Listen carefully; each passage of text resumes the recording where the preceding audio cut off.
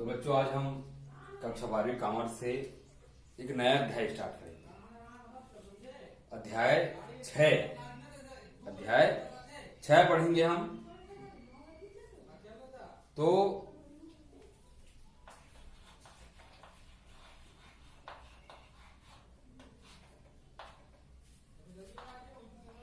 अध्याय 6 हमने पिछले अध्याय में पढ़ा था कि जब साझेदार अवकाश ग्रहण करता है या किसी साझेदार की मृत्यु हो जाती है तब उस समय संपत्ति का पुनर्मूल्यांकन किया जाता है। जब बाकी साझेदार जो बचे हुए रहते हैं वो अगर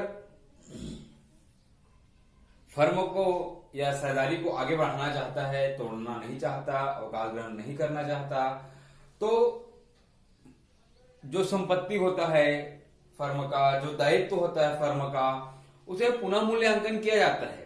क्या किया जाता है? पुनः मूल्यांकन किया जाता है। मैंने आप लोगों को पुनः मूल्यांकन खाता बनाना भी पिछले क्लास में आपको सिखाया है, पिछले अध्याय में आपको सिखाया है।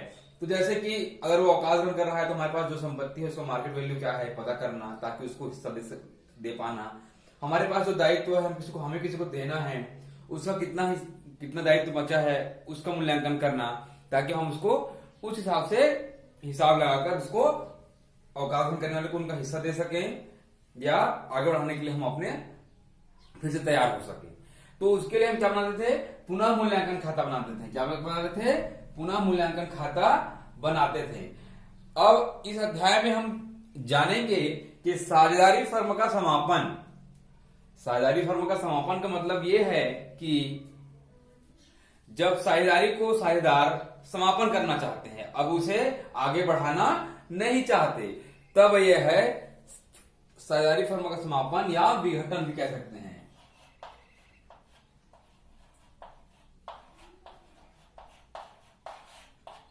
साझेदारी फर्म का समापन इसे ब्रैकेट में विघटन बोल सकते हैं। विघटन मतलब भी समापन ही होता है। उसमें क्या हुआ था, हमने साझेदार को अवकाश ग्रहण कर रहा था उसका हिसाब किया, ये किया था। अब क्या होता है, इसमें हम बनाएंगे समापन का हिसाब कि समापन के बाद क्या क्या प्रोसेस है जो हमें करने पड़ते हैं साझेदारी के तहत, उसके बारे में हम इस अध्याय में पढ़ने वाले हैं। तो इस अध्याय में सबसे पहले हम इनके शब्दावली के बारे में जान लेते हैं, इनके क्या रूल्स रहेंगे, क्या नियम रहेंगे, उसके बारे में हम शुरुआत में जान लेते हैं। उसके बाद ही हम आगे बढ़ेंगे। तो आपका अध्याय 6 है। अध्याय 6 में अब हम पढ़ेंगे साझेदारी फर्म का समापन हो जाएगा, विघटन हो जाएगा। ठीक है। फर्म का विघटन का अर्थ जान लेते हैं। फर्म के विघटन का अर्थ,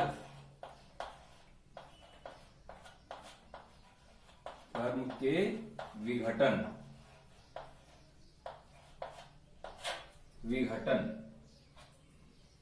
ठीक है। तो फर्म विघटन का मतलब क्या? फर्म के समस्त साझेदारों के बीच साझेदारी समापन हो जाने को फर्म का विघटन कहते हैं।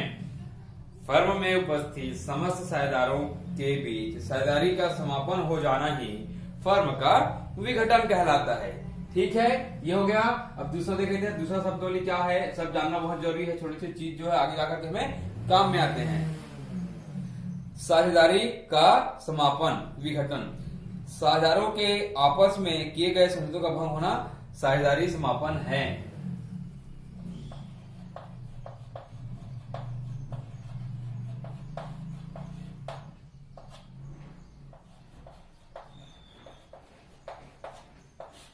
साझेदारी समापन।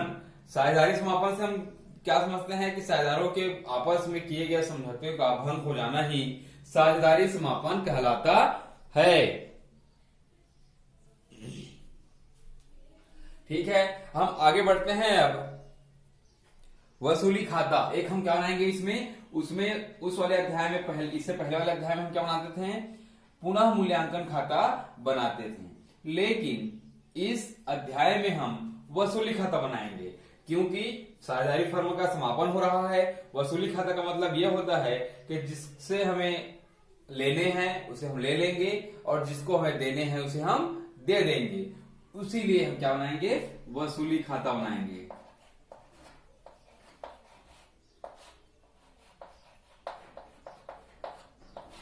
वसूली खाता, वसूली खाता के बारे में और अच्छे शब्दों में जान लेते हैं। फर्म की समाप्ति पर फर्म की संपत्तियों को बेचकर दायित्वों को भुगतान करने, इससे होने वाले लाभ और हानि को ज्ञात करने के लिए खाता खोला जाता है, उसे वसूली खाता कहा जाता है। अब देखो क्या होता है, जो संपत्ति हमारे पास है उसे बेचकर दायित्वों का भुगतान कर दिया जाता है, जिनका हमें देना रहता है हम उसको दे देते हैं। उसके बाद लाभ हानि का ज्ञात किया जाता है कि भाई हमारे फर्म में लाभ हुआ या हानि हुआ। उसे ज्ञात करने के लिए हम जो खाता बनाते हैं उसे हम वसूली खाता कहते हैं। ठीक है, चौथा जो शब्द है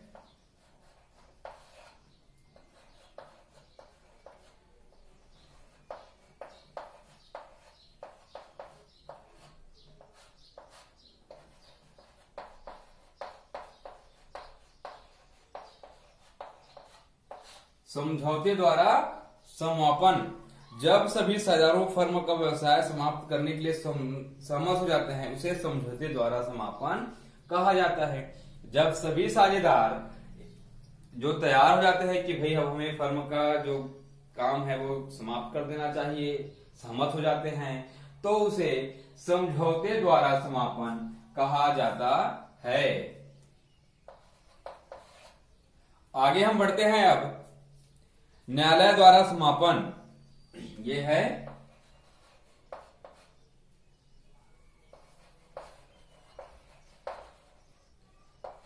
द्वारा, न्यायालय द्वारा समापन। ठीक है, न्यायालय द्वारा समापन, इसका अर्थ क्या होता है हम देखते हैं। किसी साझेदार द्वारा वाद प्रस्तुत करने की दशा में न्यायालय कुछ परिस्थितियों में फर्म को भंग करने का आदेश दे देता है। अब कोई साझेदार का जो है अधिकार हनन हो रहा है साझेदारी के मध्य, तो कोई एक साझेदार अगर न्यायालय में वाद प्रस्तुत कर देता है, वाद विवाद प्रस्तुत कर देता है, ऑब्जेक्शन प्रस्तुत कर देता है, तो किन्हीं परिस्थितियों को सही पाते हुए न्यायालय द्वारा उसे भंग करने का आदेश दे देता है। उसे न्यायालय द्वारा भंग या न्यायालय द्वारा समापन कहा जाता है। आगे हम बढ़ते हैं फिर से, अनिवार्य समापन।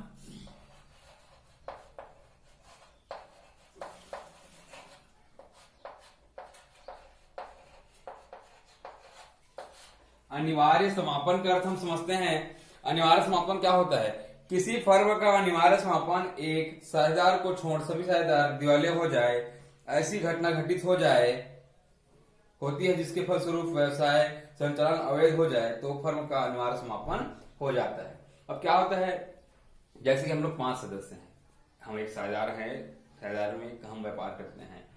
अगर किसी एक साझेदार का सही होना और बाकी साझेदार दिवालिया हो जाना, या आपका साझेदार कुछ ऐसे कार्य करने लग जाए जो अवैध हो, वैध नहीं हो,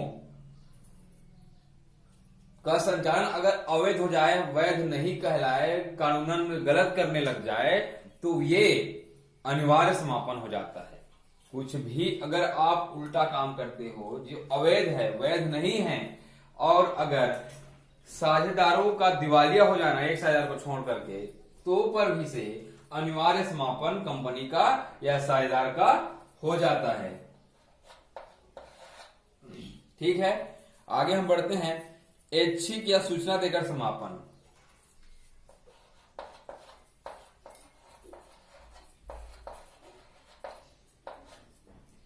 ऐच्छिक या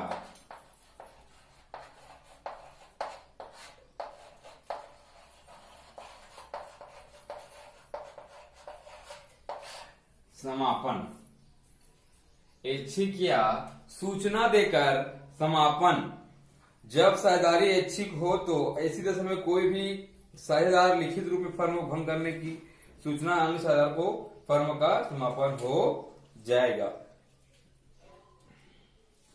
ठीक है, मतलब यह है जब साझेदार ऐच्छिक हो तो, जब साझेदारी ऐच्छिक हो तो इस वक्त हमें भी साझेदार लिखित फर्म में भंग करने की सूचना देकर उसे समापन कर सकता है।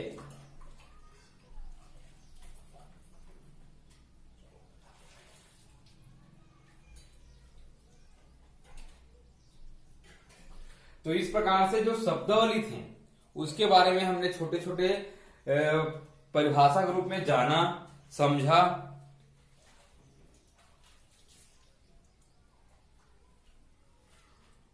बाकी जो है हम अगली क्लास में और अच्छे डिटेल से पढ़ेंगे, आराम से पढ़ेंगे। आज के इस शब्दावली के बारे में हमने जाना, क्लास शुरुआत था आज इस अध्याय का। तो आज की इस क्लास में इतना ही, और फिर से हम अब कंटिन्यू करेंगे क्लास को। ठीक है।